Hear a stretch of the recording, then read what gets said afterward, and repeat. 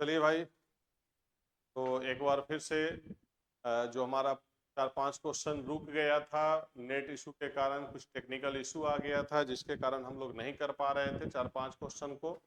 तो फिर से इसको हम पूरा कर देते हैं। तो जैसा ये क्वेश्चन पर जाकर के हम लोग का गोल गोल चक्र रुका था, हम यहीं पर बात करते, यहीं से हम लोग पढ़ेंगे। कह रहा है क्या कि 93,750 रुपया पर 2 वर्षों के लिए चक्रवृद्धि ब्याज 7650 रुपया हो जाता है। यदि चक्रवृद्धि ब्याज की दर वार्षिक हो तो ब्याज का दर परसेंट क्या होगा। तो देखिए यहाँ पर अमाउंट प्रिंसिपल में अगर ब्याज को हम जोड़ देते हैं तो अमाउंट बन जाता है, जैसा कि यहाँ पर देखिए। तो यहाँ पर आप क्या लिखोगे, ए अपॉन पी लिखो। पावर जो होगा समय ना, तो 1/t हम लोग ये वाली फॉर्मूला हम बताए थे अभी कुछ पहले आपको। तो यहाँ पर अमाउंट हमारा हो गया 10,14,00 और यहाँ 93,725। जब हम इसको काट लगाते हैं ना, तो 676/625 और पावर जो इस पर बैठा हुआ है 1/2 बैठा हुआ, तो हम इसको कह सकते हैं 26/25। तो यहाँ पर कितना इंक्रीज किया, एक कहाँ से, तो 25।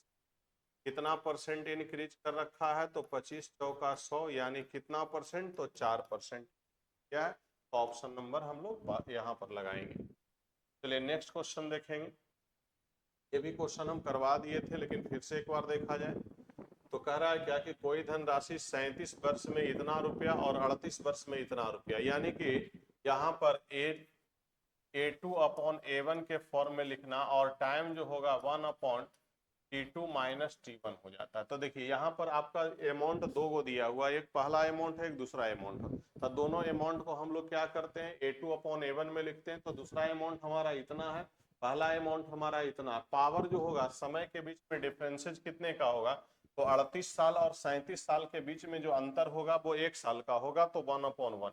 यानी यहाँ पर हम कैलकुलेट करते हैं तो ये आ रहा, ये आपका कितना टाइम्स कट जाएगा, तो 7 टाइम्स कट जाएगा। तो आप आंसर कितना लगा सकते हो, तो 7% लगा सकते हो। तो यहाँ तक हम लोग वीडियो को देख रहे थे, चल रहा था, लेकिन फिर से एक बार आप देख लिए।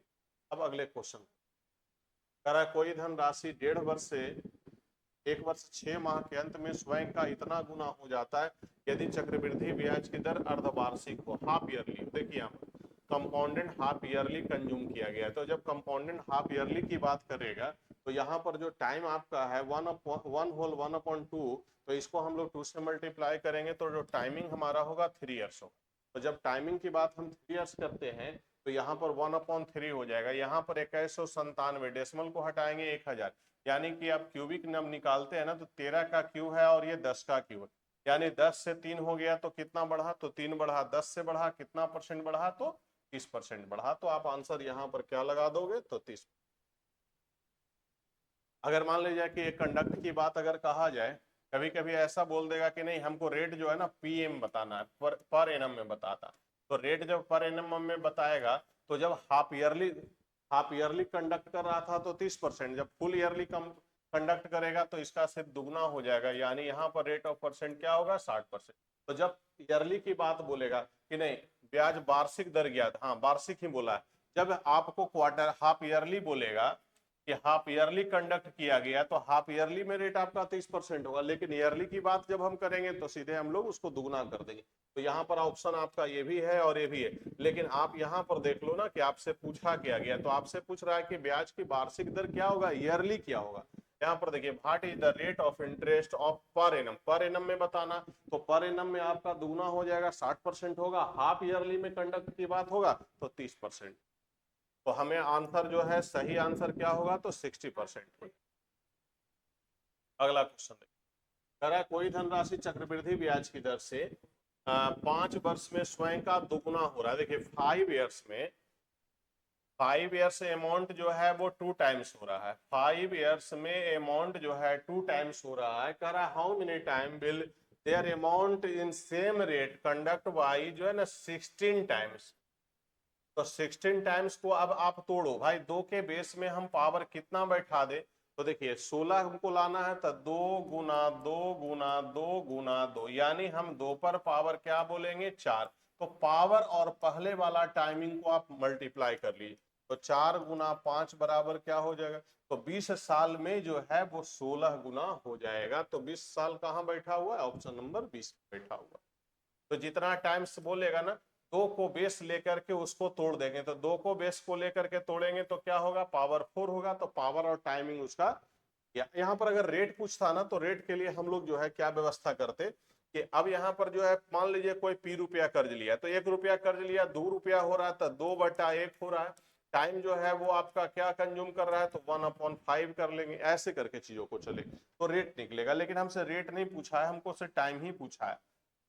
देखिए यहाँ पर कह रहा है कि 3 साल के अंत में 45,000 रुपया, 6 साल के अंत में 75,000 रुपया। देखिए यहाँ पर जब भी क्वेश्चन आपको करेगा ना, एक सिस्टम में करेगा, ऐसा नहीं कि 3 साल 6 साल तो 15 साल कर दे, नहीं, जब भी रहेगा तो एक सीक्वेंस में रहेगा, क्योंकि यहाँ पर आपको प्रिंसिपल भी मालूम नहीं और रेट भी मालूम। तो जब भी क्वेश्चन का करने का जो तरीका होगा ना, वो ये सीक्वेंस में होगा। अब देखिए यहाँ मान लीजिए प्रिंसिपल है, फिर कह रहा है क्या A3 का दिया हुआ, फिर क्या है A6 का दिया हो, तो अगला जो होगा ना A9 का होगा। यानी कि आप देख रहे हो यहाँ पर ये जो डिफरेंशिएट चल रहा है ना, वो 3-3 साल के गैप में चल रहा है। तो प्रिंसिपल हमें मालूम नहीं, यहाँ पर आपको क्या दिया हुआ, तो 45,000 रुपया। अमाउंट 6 का कितना दिया हुआ है, 75,000 रुपया। आपको भाई यहाँ पता करना पड़ेगा कि ऐसा कौन सा काम बंदा किया है कि यहाँ से यहाँ पहुंच गया। तो कैसे पहुंच गया, तो देखिए यहाँ पर थोड़ा सा आप चीजों को इधर साइड में समझ। भाई 75,000 है और ये 45,000 है, तो 15 पचे 75, 15 तिया 45, यानी क्या, ये 5 अपॉन क्या हो रहा है।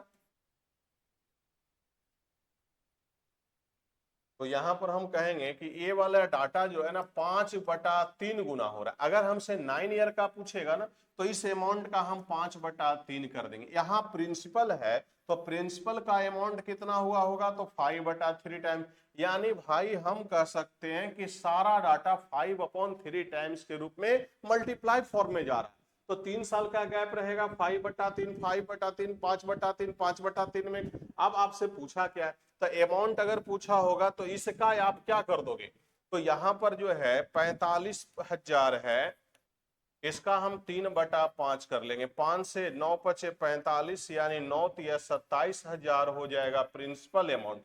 अगर आपसे पूछ दिया कि नहीं A9 का वैल्यू बताओ, तो A9 की वैल्यू आपको निकालना है, तो 75,000 गुना 5/3 कर लेंगे। 25 बार में कट जाएगा, 25 से 1 2 5, और इस पर कितना जीरो कंडक्ट रखेंगे, तो 3 जीरो। तो आपके पास अगर अमाउंट प्रिंसिपल पूछा गया होगा तो प्रिंसिपल होगा 27,000, और 9 साल का चक्रवृद्धि अमाउंट पूछेगा तो वो कितना होगा, 1,25,000। तो 1,25,000 और 27,000 किस ऑप्शन में बैठा हुआ है, तो 1,25,000 और 27,000 ऑप्शन नंबर डी में बैठा हुआ है।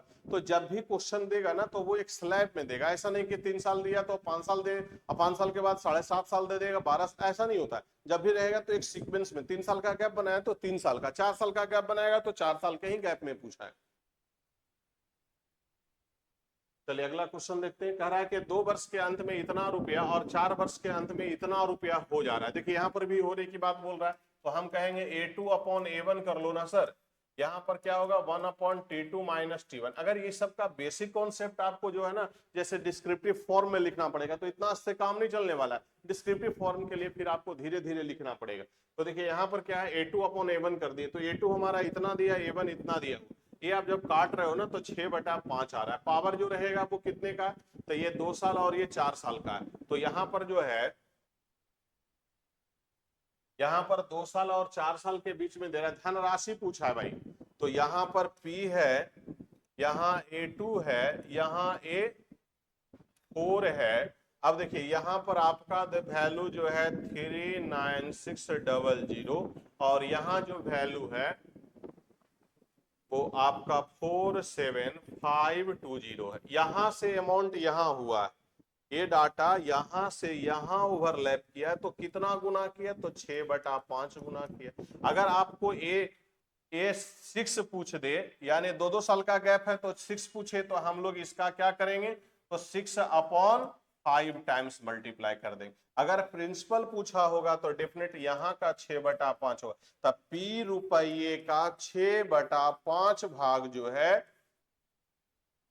39,600 है, तो क्या P का मान नहीं निकलेगा, तो 39,600 गुना 5/6, 6 से काट दोगे, 6 बार में 36, 6 बार में 36, यानी 66 पर 00 गुना 5। तो यहाँ आपका 0 हो गया, ये भी 0 हो गया, 6 पचे 30 का 0, 3 बच गया, 3 और 3 33, यानी 33 पर 3 0। ऑप्शन नंबर कहाँ है? तो सी। जो पिछले क्वेश्चन में था करामा तो वही क्वेश्चन में है। पिछले में अमाउंट और मूलधन पूछा था, इसमें सिर्फ मूलधन पूछ दिया है, प्रिंसिपल पूछ दिया। चलिए अगला देखते हैं। कह रहा है क्या 3 वर्ष में 5%। 5% का मतलब क्या होता है? तो 5% का मतलब 1/20 होता है। पहले 3 साल के 2 साल के लिए निकालिए, तो प्रिंसिपल का 1/20 फिर 1/20, और जब तीसरे साल की बात करेंगे तो ये आपका कितना हो जाएगा? 305/100 हो जाएगा। और टोटल अमाउंट का डिफरेंस जो आया है वो कितना आया है? तो 1830 आया है। यहां से सबको इधर भेज दीजिए, तो 1830 ये आपका क्या हो जाएगा? तो 61/20 जाएगा। यानी क्या लिखेंगे? 20/1, और यहाँ भी 20/1, और यहाँ 20/61। ये आपका कितना टाइम्स कट जाएगा? 30। देखिए 3 दूना 6 दूना 12 दूना 24, यानी आपका जो आंसर होगा 24 पर 0 1 2 3 4, 24 पर 4 0 बैठा हुआ है, ऑप्शन नंबर ए में बैठा हुआ। तो इस तरह से आप कह सकते हैं 2 साल का डिफरेंस पूछेगा, अगर 2 इयर्स का डिफरेंस पूछेगा तो डिफरेंस बराबर लिखना है P इंटू R/100 पावर 2। अगर डिफरेंस 3 साल का पूछेगा तब P इंटू R/100 पर पावर 2 और 3 प्लस R/100। तो डिफरेंस से रिलेटेड यही 2 परेशानी आपसे एग्जाम में पूछेगा, इसके अलावा नहीं पूछ सकता है। तो आप याद रखेंगे डिफरेंस से रिलेटेड परेशानी निकालने का। जब भी सिंपल इंटरेस्ट कंपाउंड इंटरेस्ट का डिफरेंस से रिलेटेड क्वेश्चन होगा, 2 साल के लिए पावर 2 लगाएंगे, 3 साल के लिए 2 और 1 3 साल कर देंगे। इससे ज्यादा का क्वेश्चन नहीं आता है, तो बच्चे इतना सावधान होकर के आराम से बनाएंगे।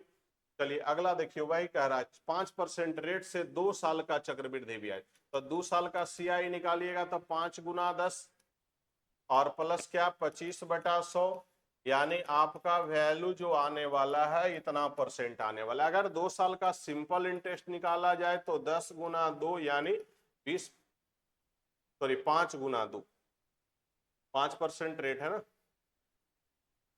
तो 5 गुना 2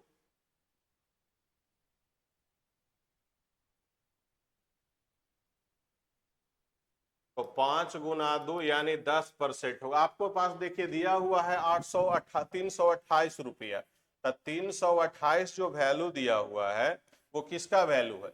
तो यहाँ पर 328 जो मान हमको दिया है वो 10.25 का मान दिया है। तो हम लिख सकते हैं 328/10.25, तो 10% का मान क्या होगा? तो आप कैलकुलेट करोगे, 2 0 यहां जाएगा, यानी 320 रुपया के आप कैलकुलेशन कर लेना। चलिए अगला क्वेश्चन देखते हैं। कह रहा है क्या कि 5 वर्ष में दुगुना है, 5 इयर्स में जो है ना 2 टाइम्स हो रहा है। कह रहा 16 टाइम्स होने के लिए यहाँ पर टाइम क्या होगा? तो 2 पर पावर 4, पावर और टाइम को समय को गुना कर लीजिए, तो के साल में बनेगा? तो 20 साल में बनेगा। तो आज हम लोग का जो टारगेट था वो पूरा हुआ। टारगेट पर जब तक काम नहीं कीजिएगा तब सही समय पर रिजल्ट की पॉसिबिलिटी मत करिएगा। तो टारगेट क्या है हमारा? तो टारगेट एवरी डे जो है मिक्स क्वेश्चन मैथमेटिक्स का हम लेकर के 15 चलेंगे, जो एक सेट में आता है, और 15 क्वेश्चन का जो सेट होगा वो आपको किसी चैप्टर का होगा। तो ऐसे करके चलेंगे। चैप्टर वाले जो क्वेश्चंस होगा वो ऑलमोस्ट हम लोग अपने हिसाब से रखते हैं, लेकिन प्रीवियस ईयर और मॉडल क्वेश्चन जो होता है वो कहीं ना कहीं एग्जामिनेशन में पूछा होता है। बिहार का कोई भी एग्जामिनेशन का वो पूछा हुआ प्रश्न रहता है। तो आप लोग जो है ना क्या करेंगे कि जब भी आप घर पे बैठे रहें, प्रैक्टिस करने के लिए बैठे, तो पीडीएफ का जो क्वेश्चन है उस क्वेश्चन को आप बनाएं, और मिक्स क्वेश्चन को जरूर बनाएं भाई। मिक्स क्वेश्चन जब तक आप नहीं बनाएंगे तब तक आपका स्पीड ग्रो नहीं करेगा। और आप जान रहे हैं कि एग्जामिनेशन में क्या होता है, समय का अभाव होता है, स्पीड मेंटेन करना पड़ता है, कैलकुलेशन तेज करना पड़ता है। तो ये सारी चीजों को आपको समझना होगा और समझ करके काम करना होगा। फिर हम लोग मिलेंगे अगले चैप्टर में अगले वीडियो के साथ। और 15 क्वेश्चन का मिक्स भी लेकर के चलेंगे। आप 15 क्वेश्चन मिक्स वाले का प्रैक्टिस निरंतर करते रहिए, लगातार करते रहिए। अगर रिजल्ट आपको लेना है या रिजल्ट को फिक्स करना है तो आपको सेट से रिलेटेड प्रैक्टिस जरूर करना चाहिए। अगर आप सेट प्रैक्टिस को बहुत ज्यादा महत्व देते हैं तो डेफिनेट आप अच्छे विद्यार्थी माने जाएंगे और आपका कहीं ना कहीं रिजल्ट बनने में काफी सपोर्ट मिलेगा। तो हम आपसे यही बार बार बोलेंगे कि आप सेट प्रैक्टिस वाले प्रश्नों को बनाइए, जो मिक्स वैरायटी का क्वेश्चन है वो बनाइए। आप बहुत दिनों से मैथमेटिक्स पढ़ रहे होंगे तो ये सब चीज आपको पहले से पता होगा, लेकिन छूट गया होगा तो आप रिवीजन करके स्पीड को बढ़ा सकते हैं। फिर मिलते हैं अगले वीडियो में, तब तक आप अपना ख्याल रखिए और फिर नए वीडियो का इंतजार कीजिए। कल फिर इसी टाइम में इसी समय पर हम लोग मिलते हैं। Okay, thank you.